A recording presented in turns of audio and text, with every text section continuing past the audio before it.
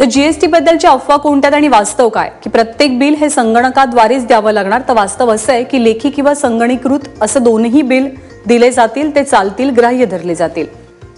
अफवा अशी आहे की व्यवसाय करताना सतत इंटरनेटची गरज लागणार, पण वास्तव असं आहे की प्रत्येक महिन्याला फक्त आयटर रिटर्न भरताना इंटरनेट लागेल। व्यवसाय करण्यासाठी कायमस्वरूपी ओळख लागेल अशी एक अफवा, पण याचं वास्तव असं आहे की प्रोव्हिजनल ओळखपत्र हेच तुमचं कायमस्वरूपी जीएसटीआयएन क्रमांक आहे।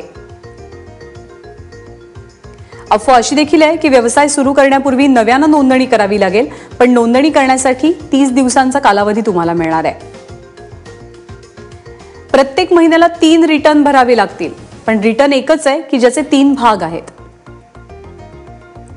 छोट्या डीलर्सना प्रत्येक बिलाची माहिती रिटर्नमध्ये भरावी लागेल, तर वास्तव असं आहे की जे डीलर थेट ग्राहकांना विक्री करतात त्यांना एकूण विक्रीचा तपशील द्यावा लागणार आहे। अफवा अशी देखील आहे की जीएसटीचा दर जुन्या वॅटच्या दरापेक्षा अधिक आहे, तर वास्तव हे सांगतं की पूर्वी अप्रत्यक्ष करांसह अनेक कर होते, तेच कर आता एकाच जीएसटी मध्ये समाविष्ट करण्यात आलेत।